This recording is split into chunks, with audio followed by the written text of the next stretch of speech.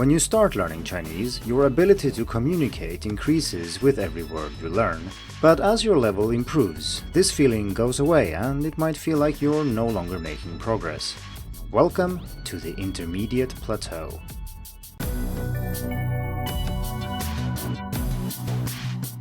Hello and welcome to the Hacking Chinese podcast. In this week's episode, I'm going to share with you an article I've written about intermediate learning, and more specifically, the feeling that many students get that they are no longer making progress. So without further ado, here is how to get past the intermediate Chinese learning plateau. Something I hear learners ask about often is the so-called learning plateau. There is no standard definition of this, but it usually involves intermediate students who say that they are no longer making progress and are worried that they are doing something wrong. The lack of apparent progress is also demotivating and discouraging. The number of people asking about this and the severity of their perceived problems merit a closer look. There has to be something going on here. And there is, although it might not be what you think. In this article, I will discuss what I really think is going on with the intermediate learning plateau and what you can do to overcome it. Before we discuss possible solutions to a problem, it's worthwhile to verify that there really is a problem. In this case, I think this is very important because in most cases, the plateau is an illusion and a natural effect of how learning and progress in a language work. It is still a problem, but not the kind of problem most students who ask this question think it is. When you start learning, everything you learn is a significant addition to what you already know. In your first 100 hours of learning, you go from not knowing anything to being able to say things about yourself, knowing the basics of pronunciation and Chinese characters, having some idea about grammar, and so on. Every word opens new possibilities for communication. Learning Chinese is awesome, and life is wonderful. Fast forward until you have studied maybe 1,000 hours or so. This number is very hard to estimate. Some people encounter the plateau earlier than that and some much later. The situation is now completely different. You know maybe 2,000 words, even if you don't know how to use all of them yet. If you've practiced speaking, you can probably have everyday conversations, even though listening is likely to be a big challenge. If you're interested in reading a more detailed account about what the first 1,000 hours might look like and what can be reached in that time, please read this article about Scott Young's 100 Days of Learning Chinese.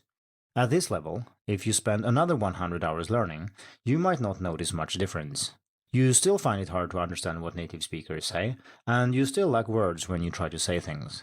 Reading is slow and there are so many characters you don't know. If you wrote a progress report for every 100 hours from 1,000 to 1,500 hours spent learning, they might look almost the same in terms of how you feel about your learning. You've stopped making progress, you've reached the plateau.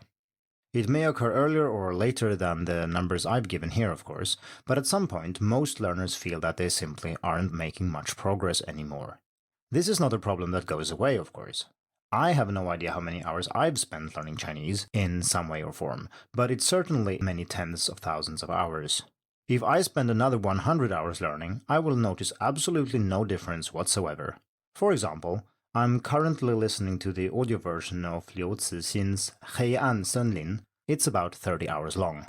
I also listened to the first book, 三体, and if I then continue with the third book, 死神永生, I will have listened to roughly 100 hours of Chinese. Will my listening have improved noticeably over those 100 hours? Almost certainly not. The fact that once you have invested a significant amount of time into a learning project, and that subsequent time yields less noticeable progress, is of course not unique to language learning. It happens with any project. For example, in the first few hours of learning to unicycle, I went from not knowing how to stay on the damn thing for more than a split second to being able to ride it for 25 meters or so. If I go out and ride for a few hours now, it will make no noticeable difference to my skill. The point is that progress is still being made, even though you don't notice it. If you really did write progress reports every 100 hours, it's unlikely that they would show much subjective change. You don't notice the improvements because they happen slowly over time, just as you won't notice the shadow of a tree moving across the ground as the sun travels across the sky if you stare at it for some time, but if you put a mark where the shadow is now and return an hour later, the difference is easily noticeable. So, even though I believe the learning plateau to be mostly a cognitive illusion that many students struggle with, feeling that you are not making progress is a real problem. Some even give up and quit learning because they feel frustrated.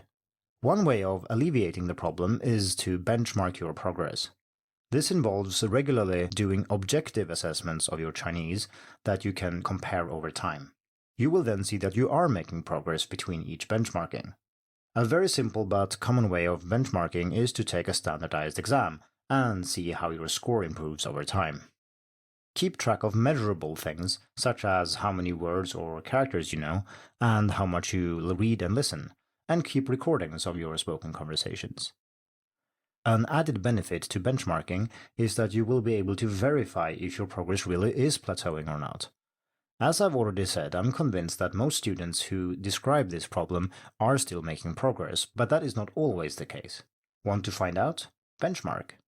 I will not discuss benchmarking further here, as I have dedicated an entire article to it here. Benchmarking progress in Chinese to stay motivated. Another way of coping with the plateauing of noticeable progress is to care less about progress and trying to find things you enjoy that will lead to progress. Listening and reading are by far the most rewarding activities in this regard, so if you can find things to listen to or read that you really enjoy, not making noticeable progress needn't be that much of a problem. As long as the activities you enjoy are aligned with your general goals for learning, you will get there sooner or later. If you reach the plateau, you are definitely no longer a beginner, so the options for listening and reading are numerous. Maybe it's time to find another motivation for learning than the exhilarating feeling that you can do so much more this week compared with the previous. Yet another way of making progress more noticeable is to focus on a small enough area. If an intermediate learner spends 100 hours spread out over all areas of learning, there might not be that much noticeable progress. But if she spends 100 hours only on pronunciation, there will certainly be a noticeable improvement. The same goes for character writing, grammar, or reading speed.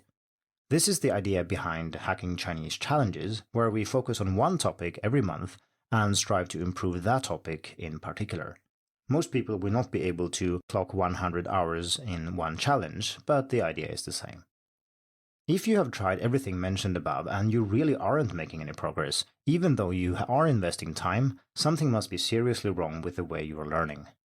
I have so far never encountered a student who cannot learn or who can't improve, including in areas that are notorious for being harder to master as an adult, such as pronunciation. I've taught many students who are well above 60 years old and who have made great progress with pronunciation. While it's far beyond the scope of this article to try to diagnose every kind of problem you might have with the way you learn, in general, some problems just require more time and energy thrown at them. This is what I call horizontal difficulty. Improving listening and reading ability are prime examples of this. Other problems require a qualitative change. This would be vertical difficulty then, so just doing more of it will not necessarily help. If you pronounce the third tone incorrectly, you will probably still do so even if you speak Chinese for 100 additional hours. You probably need help to fix issues like this, or at least change the way you're learning if you don't notice progress even if you invest a lot of time. If you find yourself in this situation, please leave a comment detailing your problem, what you have tried to do about it, and what results you saw, or the lack thereof. I can't promise that I will be able to solve your problems for you, but since I do believe that this situation is quite rare, it would be interesting to hear from people who find themselves in it.